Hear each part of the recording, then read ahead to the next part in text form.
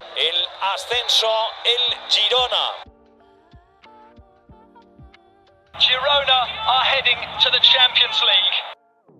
Just a season ago, Girona was the team everyone was talking about, punching above their weight, playing fearless football. But this season, things feel different. The spark that made them stand out seems to be fading. What's happening to this team that was La Liga's biggest surprise? Just over 2 months into the season, Girona has already lost more than half the number of matches that they did in the entirety of last season. Last season, they only lost 8 times across La Liga and the Copa del Rey. This season, they've already lost 5. In fact, at this stage last season, they were unbeaten. They had lost 0 games and would lose only 1 game until the end of January. But this season, it's all falling apart. And to be fair, it was expected. Let's look at the squad.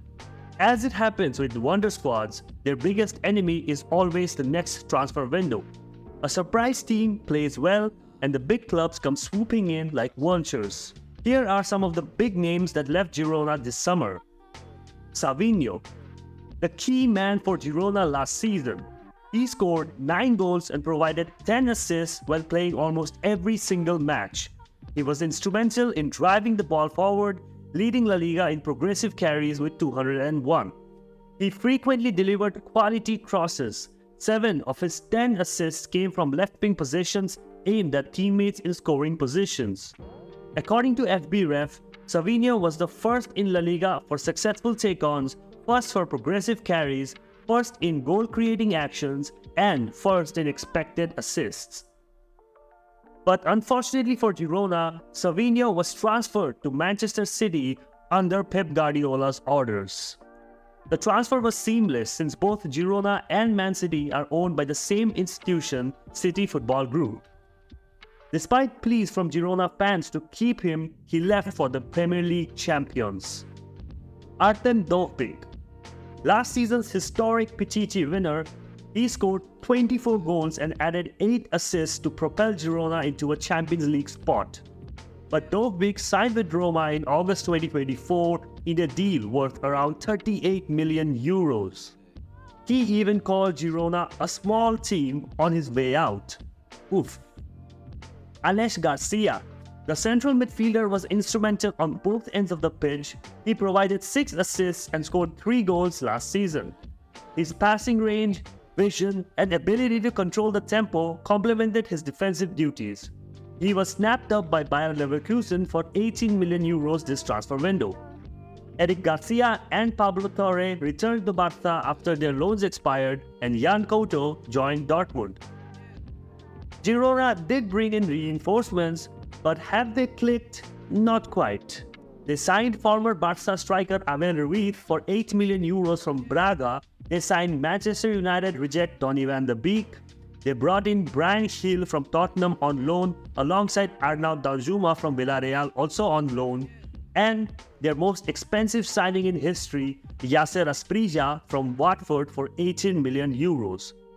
But with all these names, so far it's just not clicking. Michel hasn't been able to get his team to play the way they did last season, and the results clearly show that. They have won just 1 out of their 7 preseason friendlies, beating Napoli but losing to Toulouse, Bournemouth and Newcastle United. They drew their La Liga opener against Real Betis before losing 3-0 to Atletico Madrid. Critics thought it was just an early wobble, but Girona quickly bounced back, winning dominantly against Osasuna and Sevilla, scoring 6 goals and conceding none. But then came the Catalan derby, where they faced against FC Barcelona and were dismantled 4-1, their heaviest defeat at home in nearly 3 years. Then came their Champions League debut, and I bet you the Girona of last season would not have struggled so much against PSG. They lost 1-0 to PSG due to a late own goal. Girona had the second best attack in La Liga last season, so they are not a team that usually sits back. But in their Champions League debut, Paris Saint-Germain had 26 shots compared to Girona's 3. Girona seemed happy to waste time and steal a point, but that plan fell apart with PSG grabbing a late goal. Back in La Liga, they lost their third game in a row across all competitions, and this time to the worst team in the league at that time, Valencia. A team that was sitting 20th in the league, who had lost 5 out of 5 opening matches, still managed to beat Girona, even though Girona beat them comfortably both home and away last year. After Valencia, they followed it up with 2 more disappointing matches with draws against Rayo Vallecano and Celta Vigo, and once again, these are 2 teams that they had beaten both home and away last season. This was followed up by further disappointment in the Champions League with a disappointing 2-3 loss to Feyenoord, a match that Feyenoord solely won because of 2 own goals from Girona. So 2 out of 2 losses for Girona in their first ever Champions League campaign, and both matches could have been wins for them if they only had not put the ball into their own net. After a horrible run of 6 games without a win, Girona barely scrapped a 2-1 victory against Athletic Club just before the international break, scoring a penalty in the final minutes of the game. Here's the thing, I expected Girona to stumble, but not this early. I know there's pressure, like how do you replicate a miraculous season like that? It was always going to be difficult, especially with the added challenge of competing in the Champions League for the first time. Now with 3 competitions, La Liga, Copa del Rey and the Champions League, fixture congestion and player fitness become real problems.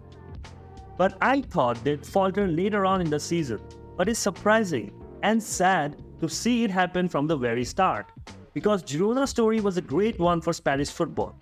I hope it inspires other teams, if not Girona again, that miracles are possible and that they need to keep pushing for magic. But maybe, just maybe, Girona still has one more chapter to write. Only time will tell. If you enjoyed this video, then slap a like and subscribe to La Liga Week and watch this video next. I will see you in the next one. Hasta luego.